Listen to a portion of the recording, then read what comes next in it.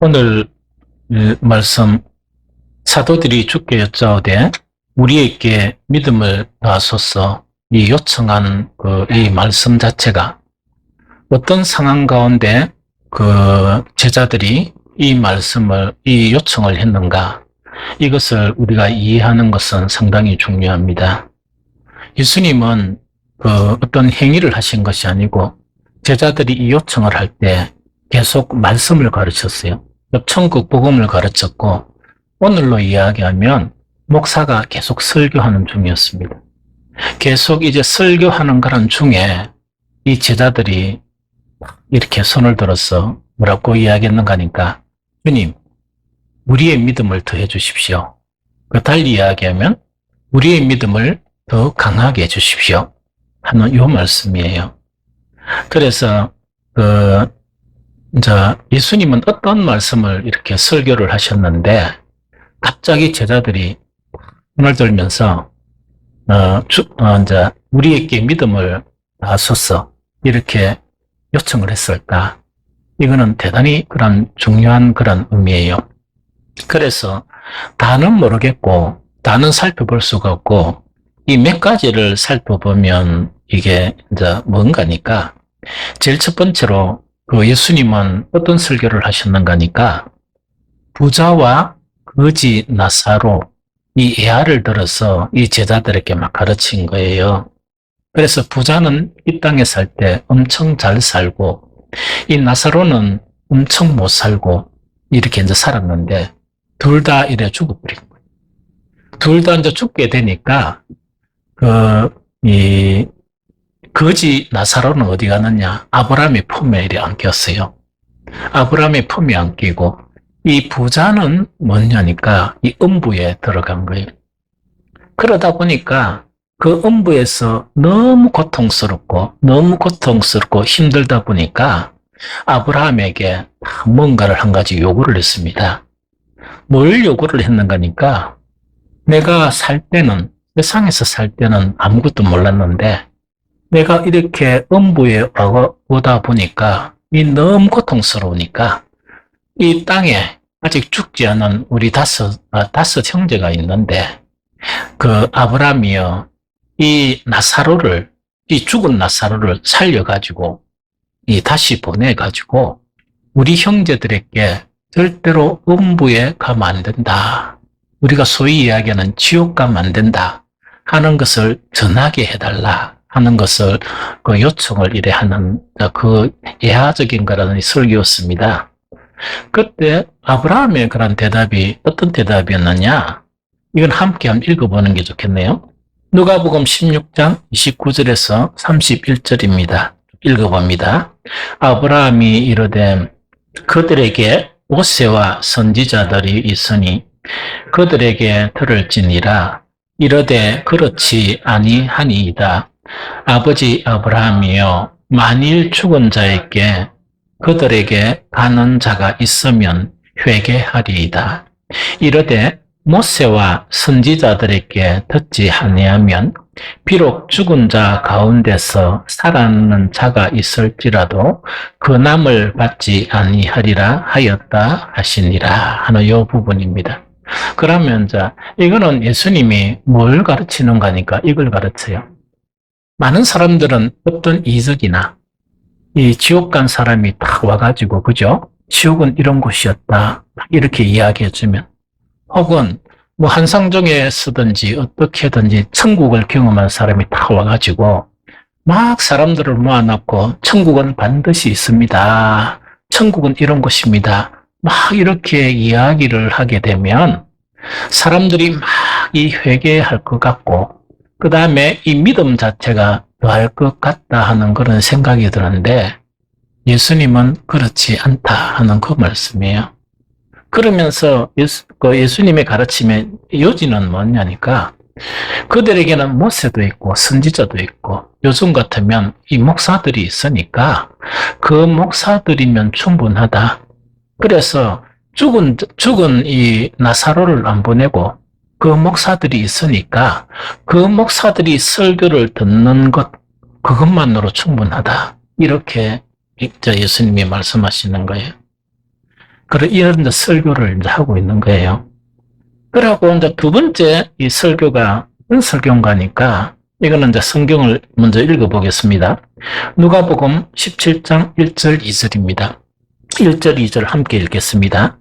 예수께서 제자들에게 이르시되 실족하는 것이 없을 수는 없으나 그렇게 하는 자에게는 화로다. 그가 이 작은 자 중에 하나를 실족하게 할진대 차라리 연자 맷돌이 그 목에 매여 바다에 던져지는 것이 나으니라. 두 번째 설교가 이제 이런 설교를 지금 하고 계신 거예요. 이제 제자들 앞에서. 그럼 이 설교 요지는 어떤 요지인가니까 그 신앙생활을 하면 가장 그 좀 힘든 게 어떤 힘든 거니까 이제 교회 처음 나와가지고 신실한 믿음이 되기까지가 좀 힘들어요. 그럼 힘든데 보통 역사적으로 그 당시에 이 사람들이 하나님을 믿으려 그러다가 세상으로 돌아가 버리는 경우들이 많이 생겨요. 그걸 실족이라 그러는데 그것이 누구를 통해서 많이 생기는가? 제일 첫 번째 목사, 두 번째 장로, 그다음 세 번째 권사, 또한 뭐 이런 분들이 있죠. 이런 분들에 의해서 안수집사 이런 분들에서 생겨요. 왜냐니까 우리가 교회를 오래 다녔기 때문에 뭐 다 사람이다 이렇게 이해는 하지만 교회 처음 한 사람들은 생각하기를 목사님은 하나님 같아야 되고 장로는 두 번째여야 되고 이런 거 있죠. 그런 인식을 가지고 있거든요. 그러다 보니까 그분들이 만약에 이 신앙생활 하면서 잘못된 행위나 어떤 잘못된 이 말을 이렇게 하게 되면 어떤 결과를 가져오는가? 그분들이 이게 이제 시험이 드는 거예요. 시험이 들어가지고 교회도 별 것 없네 이래가지고 이 세상으로 돌아가 버린다는 이야기거든요.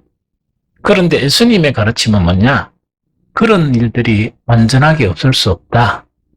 완전하게 없을 수는 없다는 이야기입니다. 그거는 뭐냐니까 목사도 이 사람이고 장로도 사람이고 안수집사도 사람이고 다 그렇다는 이야기거든요. 단지 신앙생활을 오래 했을 뿐이고 또한 하나님을 조금 더 닮아갈 뿐이지 다 사람이라는 이야기거든요. 그렇지만은 실족해 하는 일이 얼마나 중대한 일인가 그걸 지금 가르치는 거예요.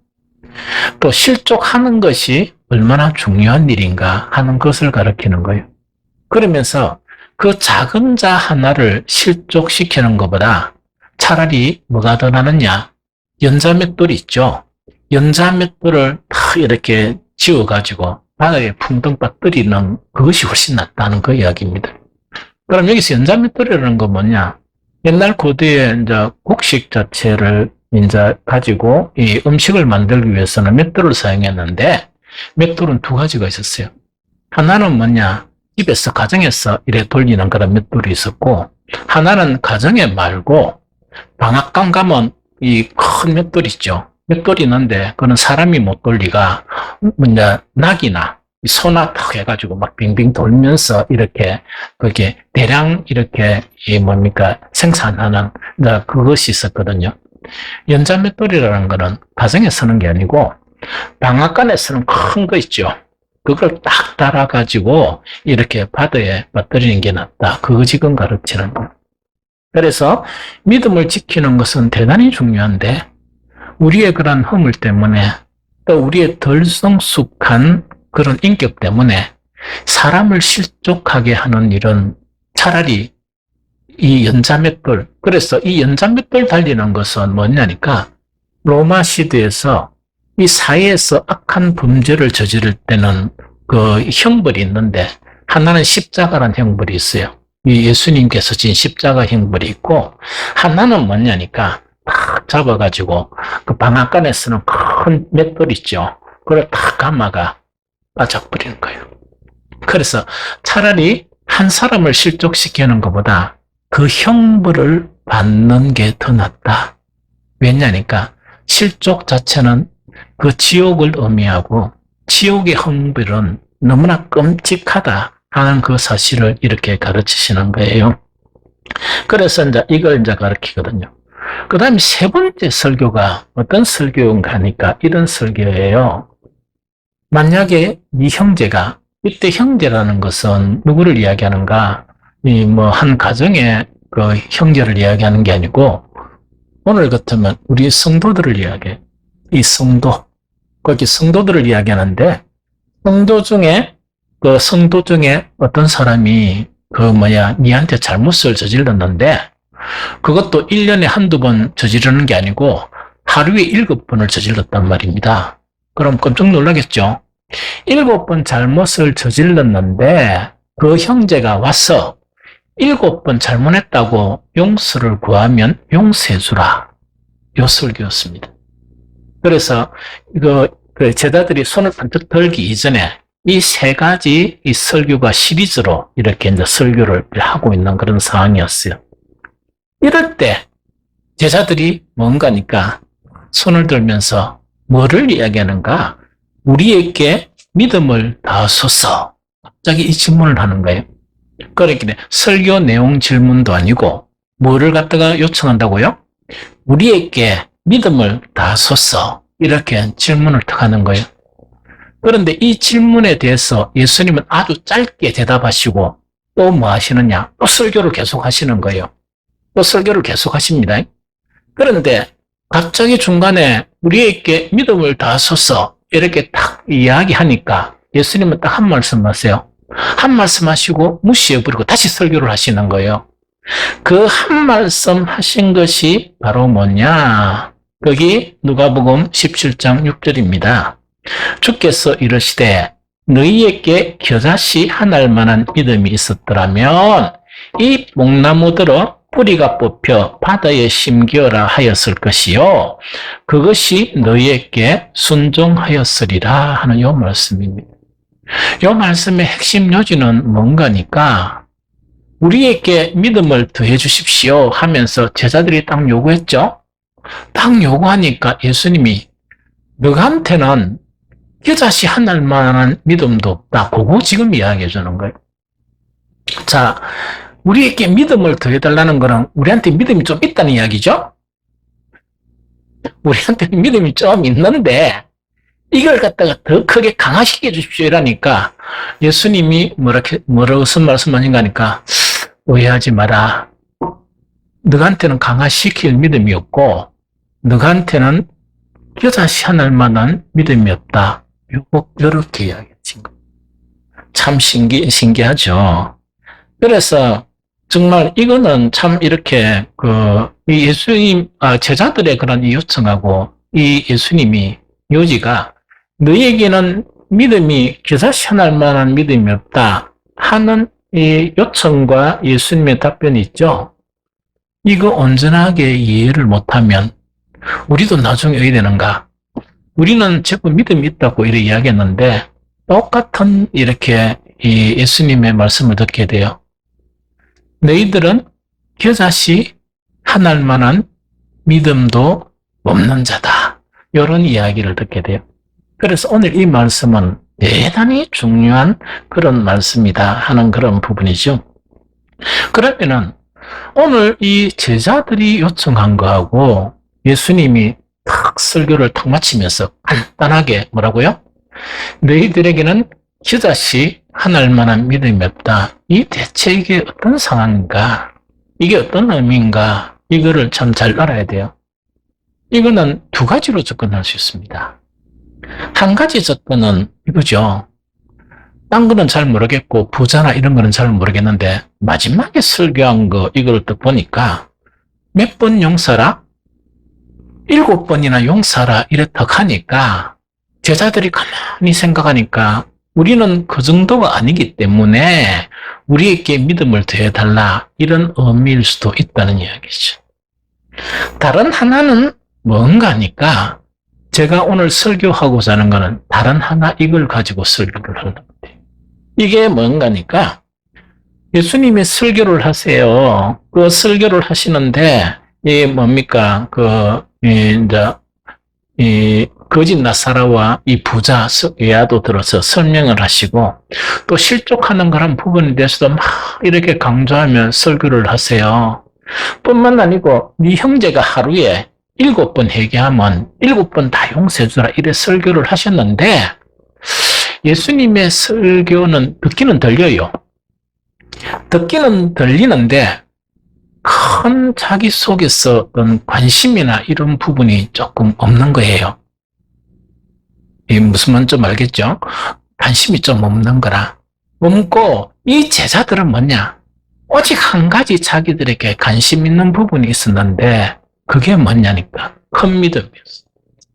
큰 믿음, 더 큰 믿음. 즉 예수님으로부터 인정받을 수 있는 더 큰 믿음. 이것이 자기들에게 아주 중요한 그런 부분이었다. 제가 왜 이렇게 이야기하는가 하니까 성경을 딱 보면 이 사도들이 성령 받기 전하고 성령 받은 후하고 180도로 달라져요. 이때 상황은 어떤 상황인가? 성령 받기 전이에요. 이 사도들이. 이 성령 받기 전인데 그 성경을 쭉 읽어보면 가장 뚜렷하게 예수님하고 제자들 사이에 이 나타나는 문제가 뭐냐니까 동문서답. 즉 예수님은 동을 가지고 설교하시는데 이 제자들은 뭡니까? 설을 가지고 듣는 거예요. 또 달리 이야기하면 예수님은 설을 가지고 이렇게 말씀하시는데 제자들은 뭡니까? 생각이 동에 있는 거예요. 이런 부분들이 이렇게 막 연결이 되거든요. 그런데 이런 부분이 연결되는 것 자체가 가장 잘 표현된 성경 구절이 한 구절이 있어요. 그거는 예수님이 이제 고난 받으시기 전에 그 사랑하는 제자들에게 남기신 말씀이에요. 그게 요한복음 14장 26절인데 보혜사 곧 아버지께서 내 이름으로 보내실 성령 그가 너희에게 모든 것을 가르치고 내가 너희에게 말한 모든 것을 생각나게 하리라 하는 요 말씀. 그럼 요거는 뭐냐니까 예수님이 이 제자들이 성령 받기 전에는 막 안타깝게 설교하고 또 설교하고 가르쳤는데 큰 이렇게 이 설교는 듣긴 들었죠. 이해는 하겠죠. 뭐 또 듣고 이해는 하겠는데 이게 마음이 움직여져야 되고 이 호응이 돼야 되는데 그것보다 이 제자들의 호응은 딴 것이 있었어요. 이거는 뭐냐니까 자기들이 이 주님께 어떻게 인정을 받느냐 하는 것에 관심이 지대했거든요. 이 성경을 읽어보면 그러다 보니까 예수님 이렇게 설교하시는데 그것보다 뭐에 대한 관심이 많다고? 우리 믿음을 좀 더 이렇게 강화시켜 주십시오 하는 그거 지금 이야기하는 거예요. 그래서 예수님의 제자들은 뭐냐? 성령 받기 이전에 예수님은 십자가 앞에 그 십자가를 향해서 나아가는 그런 상황 가운데 제자들에게 제자들이 서로 이렇게 다투는 거예요. 뭘 가지고 다투느냐 이랬다 보니까 누가 더 크냐? 우리 중에 누가 더 크냐 하는 그 다툼을 가지고 막 다투는 거예요. 이 다툼이나 또한 우리에게 믿음을 더하소서 하는 거 있죠. 이것하고 정말 이렇게 비슷한 그런 양상으로 흘러가는 그런 부분이다 하는 그거를 이야기합니다. 그러면 우리가 여기서 관심을 가져야 될 게 제자들은 너무나 당당하게 우리의 믿음을 더해달라 하는 것은 뭘 의미합니까? 주님, 우리에게 믿음이 있는 거 아시지요? 그렇죠? 믿음이 있는 거 다 아시지요? 이걸 더 강화시켜 주십시오. 하는 그 믿음이란 무엇이었을까? 이거는 대단히 중요하거든요. 몇 가지를 우리가 추정할 수 있지만 가장 이 핵심적인 한 가지가 뭐냐니까 그 제자들은 예수님이 부르실 때 어떻게 반응했습니까? 모든 것을 버려두고 예수님을 따랐던 믿음이었거든요. 모든 것을 버려두고 예수님을 따랐던 그 믿음이었거든요. 그래서 뭐냐니까 정말 우리의 이 믿음, 우리가 이 반응을 보인 주님 앞에 반응을 보인 이 믿음을 더 강하게 해주십시오. 그래서 예수님으로부터 인정을 받고 하나님으로부터 인정을 받고 그들이 생각하는 하나님의 나라가 임하게 되면 우리에게는 그 믿음에 따라서 큰 자리를 주십시오. 비슷하죠?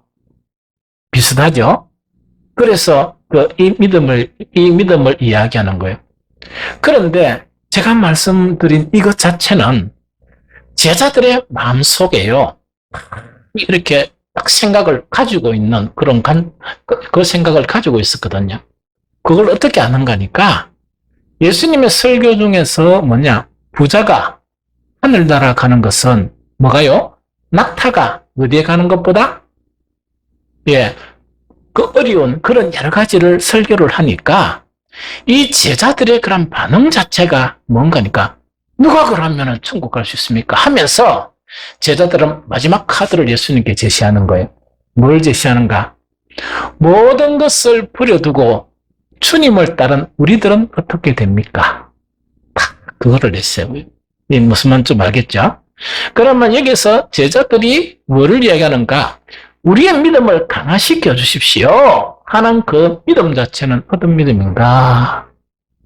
주님을 따르는데 모든 것을 버려두고 우리는 주님을 따랐으니까 예수님 이 믿음을 인정해 주십시오. 그 다음에 이 믿음을 더 강화시켜 주십시오. 그런 거 있죠. 여기에 대한 강력한 요청 자체가 제자들이 말한 우리의 믿음을 더해달라 하는 그 요청이었습니다. 그런데 이 제자들에게 예수님은 무시하듯 한 말씀을 딱 던졌습니다. 그게 너희들에게 믿음이 있다고 생각하느냐? 그 이야기겠죠. 너희들에게는 겨자씨 하늘만한 믿음도 없도다 하는 이 말씀이었어요. 그러다 보니까 이 제자들도 이해가 안 되고 오늘 이 설교를 이 말씀까지 들으니까 왜 됩니까? 우리는 이 절망에 빠지게 되죠. 왜냐하니까 목사나 우리 모든 성도들이나 그 당시의 사도들만큼 모든 직업을 버리고 또 모든 부모를 버리고 예수님을 따른 그런 믿음은 가만히 생각해 보니까 아닌 것 같거든요.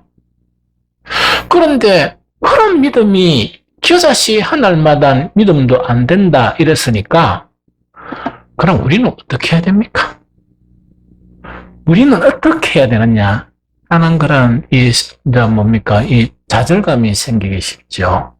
그래서 오늘 이 말씀과 예수님의 말씀과 제자들의 요청이 있죠.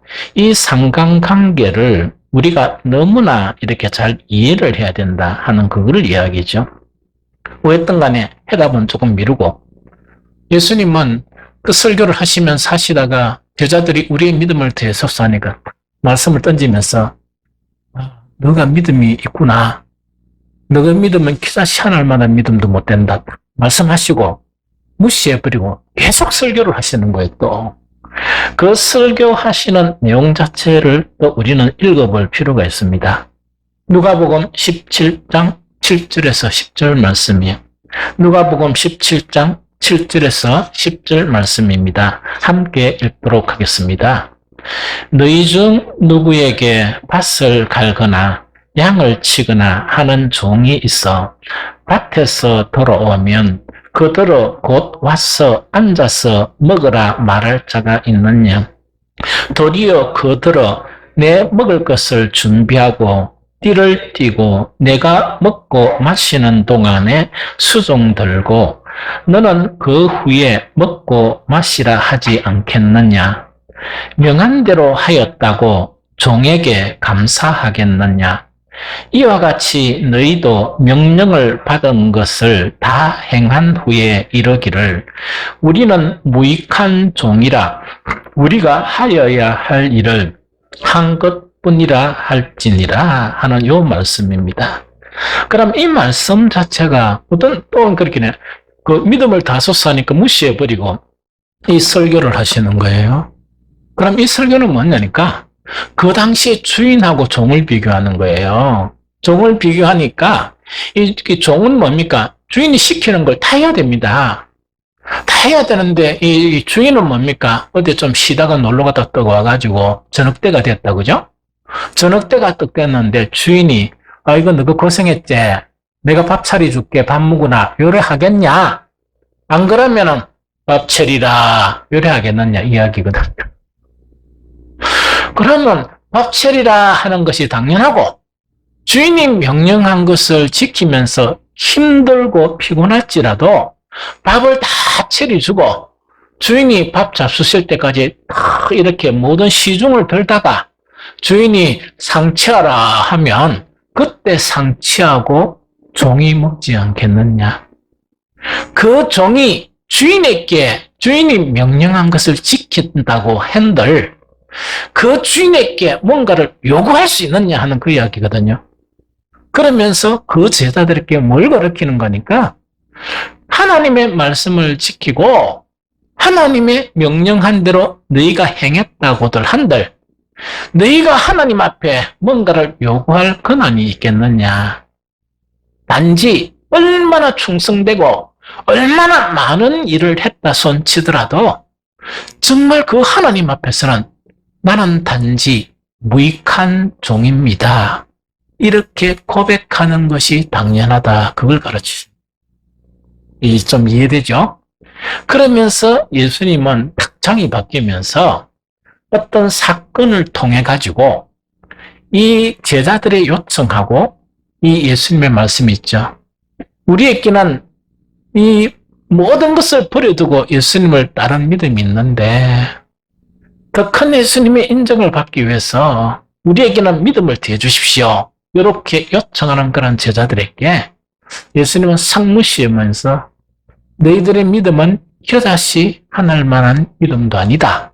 하신 이 말씀의 의미를 어떤 사건을 통해서 우리에게 교훈을 줘요. 그 사건이 어떤 사건인가 하니까 이 사건입니다. 누가복음 그 뒤에 보면 10소경이 10명의 그런 소경 있죠. 10명의 소경 자체가 이렇게 이 눈을 고치려고 예수님한테 소리 지르면서 고쳐달라고 그래요. 그런데 항상 그 사건 속에서나 예수님의 그 예화 속에서는 뭐가 등장하느냐? 유대인도 등장하고 사마리아인도 등장합니다. 그래서 이 소경 자체는 뭐냐니까 유대인들도 있었고 이 사마리아인도 있었습니다. 그런데 다른 사건은 뭐냐니까 막 여러 가지 확인을 해요. 무엇을 원하느냐? 내가 할 수 있다고 너희가 믿느냐? 이걸 이렇게 막 예수님 답변하시는데 10명의 소경 자체가 막 고쳐달라고 이렇게 요구를 하니까 뭐라고요? 나병 환자, 소경이 아니고, 나병 환자가 막 고쳐달라고 요청을 하니까, 이게 뭔가니까, 예수님의 말씀이 아주 간단하거든요. 믿음을 확인한 것도 아니고, 아무것도 확인한 것도 아니고, 뭐를 하는 거니까, 가서 제사장께 보이라. 이것만 명령하시는 거예요. 왜냐니까, 나병이 낫고 안 낫고의 판정은 누가 합니까? 제사장이 하는 거예요. 그럼 이렇듯 하니까, 이 10명의 이 나병 환자가 가는 길에 다 나쁜 거예요. 다 났어요. 아멘은 그 뒤에 해야 돼. 여기도 다 나은 것도 아멘 맞고 그 뒤에 아멘 더 크게 아멘 할 일이 있어요. 이 10명이 다 나았습니다. 그랬다고 했는데 예수님이 이제 길을 가시는데 그중 9명은 나은 대로 끝이 나버렸어요. 그런데 그 중에 이 사마리아인 나병 환자 한 명이 주님께 다시 들어오는 거예요. 주님께 다시 들어와서 두 가지를 하세요. 두 가지를 하는데 하나는 뭐냐? 하나님께 영광을 막 돌리면서 예수님의 무릎 앞에 무릎을 뚝 꿇고 감사를 드리는 거예요. 이 나병 환자가 무슨 감사를 드리겠어요? 그런데 막 하나님께 주님께 말로 이 감사를 이렇게 드리는 거예요. 그제서야 비로소 예수님은 우리에게 아주 중요한 한 말씀을 남기십니다. 그것이 누가복음 17장 19절입니다. 이 말씀을 하시기 전에 예수님은 뭘 하긴 하시느냐? 내가 분명히 고쳐준 거는 몇 명이라고요? 10명을 다 고쳐줬는데 나머지 9명은 어디 있느냐? 그러면서 다시 돌아와서 하나님께 영광을 돌리고 예수님의 무릎 앞에 앉아서 정말 감사하는 이 나병 환자, 고침을 받은 나병 환자에게 예수님이 아주 중요한 말씀을 하세요. 그게 누가복음 17장 19절인데 그에게 이르시되 일어나라, 일어나 가라. 네 믿음이 너를 구원하였느니라 하시더라. 다시 읽을게요. 그에게 이르되 일어나라, 가라. 네 믿음이 너를 구원하였느니라 하시더라 하는 요 말씀입니다. 자, 여기서 우리는 제자들이 요청한 것하고 예수님이 너희 믿음은 겨자씨 한 알만한 믿음이 없도다. 이것이 무엇을 의미하는가 하는 아주 중요한 단서를 우리는 발견할 수 있습니다. 자, 10명의 나병 환자. 그때 나병이라는 것은 고칠 수 없는 이 병이죠. 그런데 10명에게 다 믿음이 있었어요. 어떤 믿음이 있었느냐? 예수님은 비록 불치병이지만 나의 이 나병, 불치병인 나병을 고칠 수 있는 분이시다 하는 믿음은 다 있었습니다. 다 있었거든요. 그런데 그 한 명에게 그에게 이르시되 일어나 가라. 네 믿음이 너를 구원하였느니라 하는 다시 돌아온 사마리아인은 뭐냐? 동일하게 예수님은 나의 이 불치병을 고칠 수 있었던 믿음도 가졌는데 한 가지 더 믿음이 있었어요. 하나님을 찬양하고 감사하는 그 믿음도 가진 거예요. 제자들도 마찬가지입니다. 정말 예수님이 부르실 때 모든 것을 버려두고 정말 주님을 쫓은 것은 분명한 믿음이에요. 보편적인 사람들이 가지지 못한 그 믿음을 그들이 가졌거든요. 그런데 이들의 관심사는 뭐냐? 우리가 가진 이 믿음을 더 강화시켜 달라고 요청하셨을 때 너희에게 믿음은 이 겨자씨 한 알만한 믿음이 없다는 것은 뭐냐? 마땅히 있어야 할 다른 영역의 그런 믿음에게서는 너희들은 너무나 없다 하는 그걸 바닥 수준이다 하는 그거 지금 가르치는 거예요. 그래서 정말 이것을 우리가 이해하지 못하면 우리도 우리 나름대로 믿음이라 생각하고 최선을 다한 그런 일들이 오히려 그 믿음에 실족하고 주님으로부터는 너희에게는 이 겨자씨 한 알만한 믿음이 없다 하는 거 있죠. 그런 말씀을 듣게 된다 하는 그 이야기입니다. 자, 이제 더 명확한 이해를 위해서 아까 제가 이 짧은 구절 있죠. 이 제자들이 우리의 믿음을 더 강화시켜 주십시오 할 때 너희 믿음은 겨자씨 한 알만한 믿음이 없다. 이렇게 말씀하신 내용하고 제가 요전에 예수님은 어떤 설교를 하셨고 또 이것을 거의 무시하면서 또 어떤 설교를 하시고 있느냐 그거를 통해서 정말 이 의미가 뭐냐 너희에게는 겨자씨 한 알만한 믿음이 없다는 그 의미가 뭐냐 하는 것 자체를 우리는 알 수가 있습니다. 예수님이 설교하신 그런 주제들 자체는 제자들에게 큰 호응을 받지 못했던 것 같아요. 그러니까 한 번씩 목사님들이 이렇게 이야기하는 것 중에 하나가 저는 그런 이야기를 우리 성도들은 아주 점잖애가 잘 안 하거든. 하니까 저는 참 좋아요. 저는 참 좋고 그런데 다른 목사님들은 그런 이야기를 들었기 때문에 힘들어서 한 번씩 이래 목사님들 모임이 이야기하거든요. 왜냐니까 설교를 하다가 어떤 때는 은혜 받았습니다 이렇게 하는데 어떤 때는 목사님 머리가 아파요 이런 사람도 있대 노골적으로. 아니 우리 성도들은 점잖애가 한 번씩 자는 경우는 있지만 그죠? 주님의 품이 너무 포근해가 잠 어떻게 했습니까? 몸이 피곤한데 그런 경우는 있지만 목사님 스트레스 쌓여요 머리 아파 이런 말은 안 하잖아. 그래서 저는 행복해요.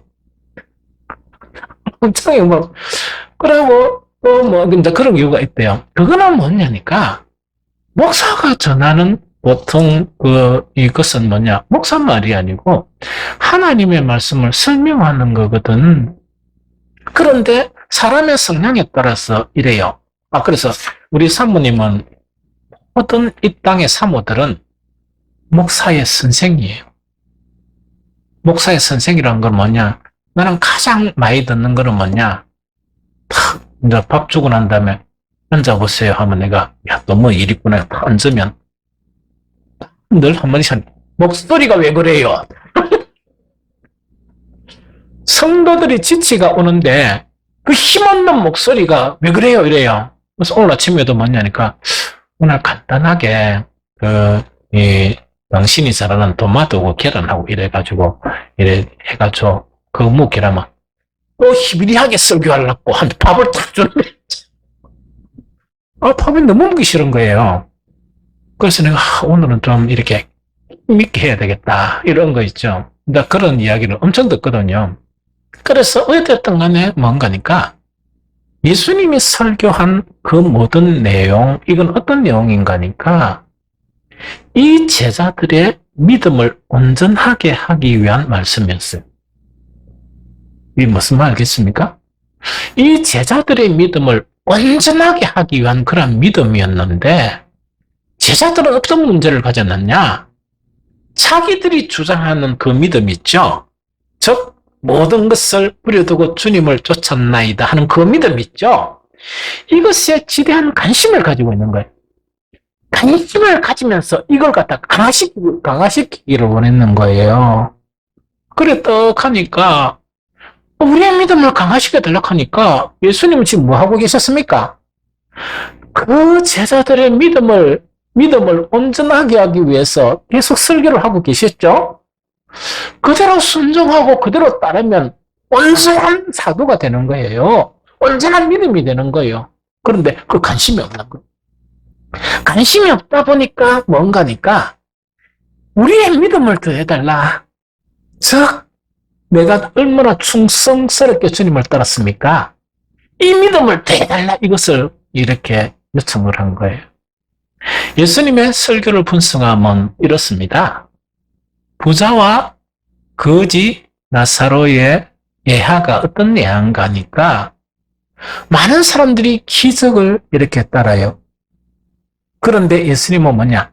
말씀을 따르지 아니하고는 온전한 사람이 될 수 없고 온전한 믿음이 될 수 없다. 그걸 가르치는 거예요. 이 무슨 말이겠지? 말씀은 너무 중요하잖아요. 우리는 하나님께서 우리를 거듭나게 하시는데 그러면 전적 하나님의 일이지만 우리 사람이 해야 될 역할이 있어요. 말씀 안에 거하면 그 말씀이 베드로는 우리를 거듭나게 한다. 이래 이야기해요. 뿐만 아니고 하나님의 말씀 자체가 하나님의 사람으로 온전하게 한다. 이래 가르쳐요. 그거 지금 예수님이 가르치는데 그 관심이 없는 거예요. 오로지 자기들이 정말 주를 따를 때 뭡니까? 충성되게 모든 것을 버려둔 거 있죠. 그 믿음만 강화시키려는 거예요. 두 번째 뭐냐니까 실족하는 게 얼마나 중요합니까? 여러분들 뜨겁게 신앙생활 하는 사람들이 온전한 하나님의 사람이 되지 못하면 많은 사람들에게 상처를 줘요. 옛날에 딱 보면 기도 억수로 많이 하는 사람 있죠? 기도 좀 덜하는 사람을 너무 상처를 주가 교회 밖으로 쫓아보내는 거. 성경을 너무 열심히 읽는 사람은 또 뭐냐니까 성경을 좀 모르는 사람한테 핀잔을 줘가지고 쫓아보내버리는 거예요. 이거는 뭡니까?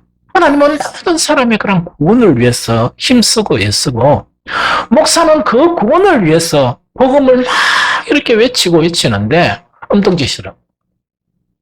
그래서 이 실족치 않는 믿음이 얼마나 중요하냐. 그거 지금 가르치는 거예요. 실족하지 않게 하는 믿음이 얼마나 중요하냐. 그거 지금 가르치는 거예요. 그래서 이렇게 돼야 되는데 능력을 막 행하고 충성되는데요. 지는 충성됐지만 여러 수백 명을 지옥 가게 만들었다. 그게 믿음입니까? 아니죠. 그래서 예수님은 완전하고 온전한 믿음을 가르치는 설교를 했는데 누가 관심이 없었다? 제자들에게는 자기 관점의 믿음이란 것만 관심을 가진 거예요. 세 번째, 7번이라도 용서하라. 이거는 하나님의 사람의 본질이에요. 우리는 이 씻을 수 없는 그 죄를 죄 없는 하나님의 독생자께서 예수 그리스도께서 십자가의 피 흘림으로 우리가 죄사함을 받았죠?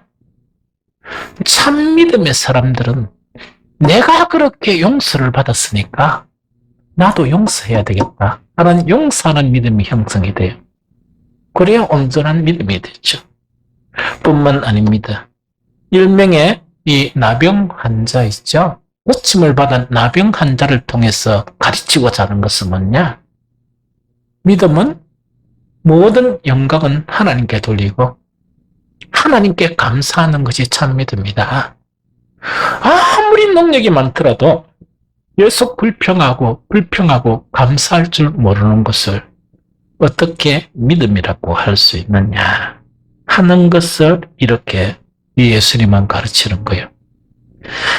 자, 이제 그 제자들의 믿음이 정말 정당한 것인가 설명해야 됩니다.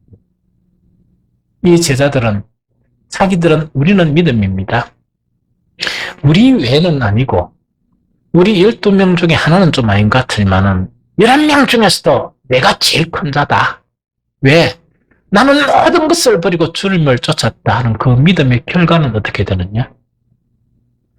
예수님이 고난받으실 때 그 믿음은 다 무너져 버렸습니다. 예수님을 부인하고 예수님으로부터 도망친 그런 믿음이었습니다. 전혀 자랑할 믿음이 아니죠. 정말 기다시 하날 만한 믿음도 아니죠. 그런데 아까 예수님의 설교 중에 하나 있죠. 말씀을 근거한 믿음은 뭐냐? 예수님이 산산수훈에서 가르치죠. 누구든지 내 말을 순종하게 되면 반석 위에 집을 지은 것처럼 어떤 풍파가 와도 흔들리지 않는 믿음이 된다. 그 이야기였죠. 예수님의 그런 모든 설교는 온전한 믿음을 위한 설교였는데 이 제자들은 자기 관점의 그런 믿음만 가지고 그것 가지고 신앙생활을 하려고 그랬고 그것만을 강화시키려고 노력을 했던 거예요. 이들은 정말 속눈물을 흘리게 돼요. 그 이후에 많은 것을 후회하게 됩니다.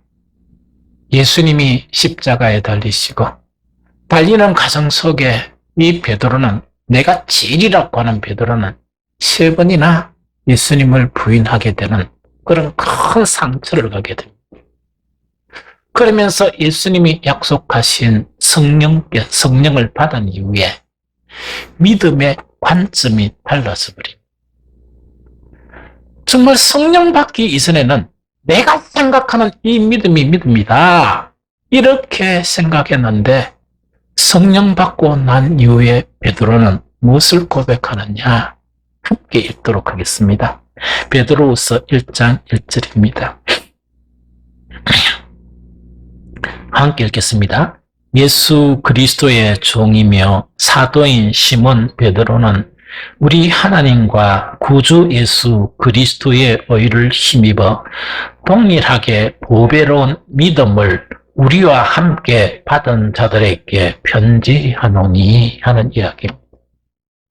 비로소 성령을 통해서 그들이 막 예수님이 설교하실 때 그냥 뒷전으로 듣던 그냥 막 이렇게 막 듣던 그런 말씀들이 생각이 나게 됩니다. 그 말씀에 순종하고 그 말씀들을 따르는 것이 믿음이구나. 우리가 생각했던 그 믿음은 정말 필요한 믿음이었지만 충분한 믿음은 아니었구나 하는 것을 깨닫게 된 거예요. 그 이후에 이들은 자기의 관점에 있는 믿음은 무너져 버립니다. 성령 받고 난 이후에 베드로나 사도들은요, 한 번도 모든 것을 버려두고 주님을 따랐다 하는 그것을 자랑하지 않습니다. 전혀 자랑하지 않고 하나님으로부터 받은 은혜가 너무나 큰 거 그것만 자랑해요. 즉 이 치유받은 나병 환자가 하나님께 영광을 돌리듯이 그 감사하듯이 그것이 너무나 충만하게 형성이 됩니다. 그래서 편협한 믿음이 무너지면서 보배로운 믿음, 정말 주를 위해서 모든 것을 버린 것뿐만 아니고 아무것도 버리지 않고 하나님의 은혜로 믿음을 가진 사람들도 동일하게 보배로운 믿음 있죠? 그 믿음이 하나님의 놀라운 은혜로 형성되구나 하는 것을 하는 그런 믿음으로 진입하게 돼요. 그 다음에 어떻게 변하느냐? 자기들이 아주 자기 관점에서 가진 믿음 있죠.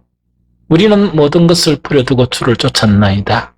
그러면서 또 저것들끼리 뭐냐? 다 주를 버릴지라도 나는 주를 버리지 않겠습니다 하는 그런 믿음 자체는 주님을 부인했죠. 이제 온전한 믿음이 형성되고 보배로운 믿음이 형성되니까 정말 자기들 사도들은 모두 다 사도들의 행적 자체가 연구된 자료에 의하면 모두 다 순교했습니다. 모두 다 순교했습니다. 예수님처럼. 그런 온전한 믿음으로 들어가게 되었다. 저는 그것을 이야기합니다. 이제 말씀을 맺겠습니다. 우리도 성령을 받았습니다. 성령을 받았지만 문제가 있어요. 우리 자아가 있거든요.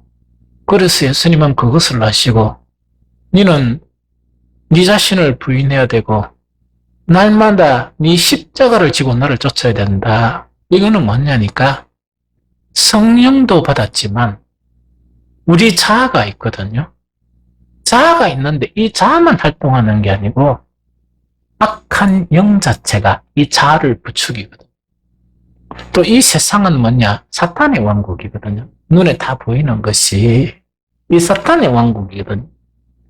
그래서 오늘을 사는 그리스도인들의 가장 문제가 뭐냐? 성령을 무시하고 자기 주장을 강하게 한다는. 성령을 받았지만 자기 생각이 강하고 또 자기의가 강한 신앙생활을 하게 된다는 거죠. 그래서 그냥 목사가 느끼기로 우리 성도들 말고 만나는 사람들을 보면서 이들은 성령을 받았지만은 사도들처럼 자꾸 주장을 하구나. 무언가니까 자기 생각과 관점의 포로가 되어서 자기가 생각하는 그 믿음이라는 것을 다 고수하면서 탈피를 안 하는 거예요. 그래서 목사가 설교를 하면 자기의 관심되는 설교를 하면 아멘! 하면서 할렐루야! 하면서 뭡니까? 은혜 받았습니다. 이러는데 자기에게 별로 관심이 없는 그런 설교들에 대해서는 사도들처럼 예수님이 감히 믿음을 위해서 생명의 말씀을 가지고 설교하시는데 잠깐만요. 내가 주님 그것도 설교도 중요하지만 우리에게 더 중요한 것은 내가 가지고 있는 이 믿음을 강화시키는 것입니다 하는 거 있죠. 주님의 나라가 임할 때에 내가 더 큰 성을 차지해야 되겠습니다 하는 거 있죠. 그렇게 돼버린다는 얘기죠. 우리도 마찬가지. 그래서 성령을 따른다는 것은 자기의 생각과 관점을 무너뜨리는 거예요. 믿음이라는 것 자체를요, 자기 관점의 믿음 있죠? 이 믿음 자체를 무너뜨리는 거예요. 여러분들 진실된 거 하나 이야기할까요? 우리 모든 성도들보다 믿음의 이론이 더 강한 사람들이 있어요. 누군 줄 압니까? 인터넷 안티들이에요. 그 사람들은 한 성경, 한 부분을 가지고 믿음은 이런 것인데 하면서요. 오늘날 목사들 타락했고 교회는 타락했다 이래요. 그런데 그 말은요. 다 잘못된 말이 아니고 한 가지가 맞아요. 왜? 성경에서 그런 이야기가 있거든. 그런데 그 사람들이 모르는 것은 뭐냐? 믿음이란 것은 한 이론에 국한된 것이 믿음이 아니고, 믿음은 우리 모든 영혼이 선악과로 인해서 타락을 했죠. 타락을 한 상황 가운데 마귀만 보이던 것이 하나님이 보인다 하는 것이 베드로와 그 사도들이 가진 믿음이에요. 모든 것을 버리고 주님을 선택하는 믿음입니다.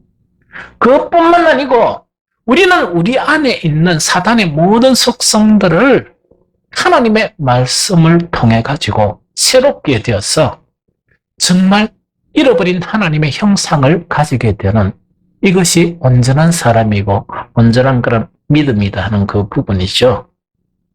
그래서 우리가 주의해야 될 것이 뭐냐? 우리는 나도 모르게 자기의 관점을 가져요. 그래서 제가 목사인데도 뭐 이렇게 다니다 보면 여러 사람들이 토의하죠. 토의하는데 참 재밌어요.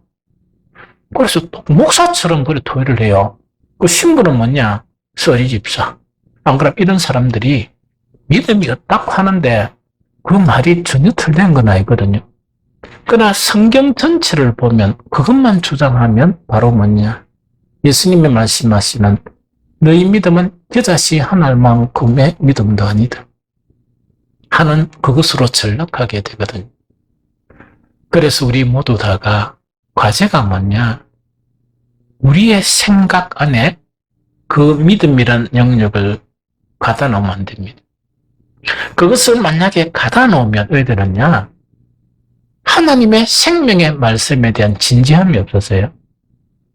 목사가 어떤 설교를 하더라도 그 모든 설교는 성경 말씀이니까 다 수용을 해야 돼요. 내 관심 밖이다, 내 관심 있다, 아무 중요하지 않아요. 여러분들이 관심 사가지고 구원을 얻습니까? 아니에요. 말씀을 통해서 구원을 얻어요. 그래서 그것이 없어져야 설교 말씀을 지키려는 그런 열심이 형성이 됩니다. 오늘날 많은 사람들이 설교용 말씀, 그 대단히 위험한 거예요. 대단히 위험한 신앙입니다. 아니고 구원의 말씀이어야 하고 생명의 말씀이어야 합니다. 다음 두 번째 뭔가니까 우리가 온전한 그런 믿음, 그렇게는 퍼펙트하다는 이야기가 아니고 이 폭넓은 완전한 그런 믿음 자체가 형성이 안 되면 고난이 오면 우수수 무너집니다. 우수수 무너져 버립니다. 그래서 지난 주간에 어떤 분이 진지하게 목사님 되게 힘드시죠? 이래가지고 제가 가면 힘든 거 별로 없는데 거짓말 해야 되나? 안 그러면 육체해야 되나? 이랬습니다. 그래서 내가 예, 왜요? 이러니까 제가 보니까요, 막 코로나 때문에 막 교회가 어려워 이래요. 그래서 내가 혹시 어째야 되겠노? 잘난 체할 수도 없고 어떻게 되겠노? 하는 그런 생각이 들어요. 그래서 내가 좀 흔들림은 있지만 예상합니다. 예상하고 코로나 전보다 제가 보니까 우리 중심 세력들은 좀 더 강해진 것 같아요. 목사도 강해진 것 같고 이러니까 그래요? 뭐 이런 이야기 들었거든요. 즉 믿음이 자기 관점에 국한이 되면 제일 첫 번째 반응이 어려움이 일어나면 우수수 무너져 버려요.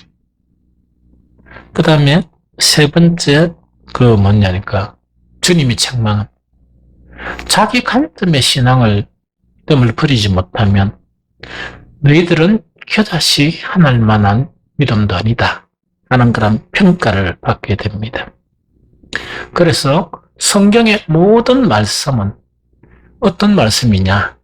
우리가 온전한 사람이 되기 위해서, 보배로운 그런 믿음이 되기 위해서 우리에게 교훈하고 가르치는 그런 말씀입니다. 성경 말씀은 내가 취사 선택할 수 없습니다. 우리를 구원하시기 위해서 하나님이 놀라운 은혜로 우리에게 주신 말씀입니다. 그래서 우리는 전적으로 수용해야 되고 전적으로 순종하려고 힘쓰고 있어는 우리가 되어야 됩니다. 주님의 은총이 저와 여러분들에게 풍성하시기를 예수 그리스도 이름으로 축복합니다.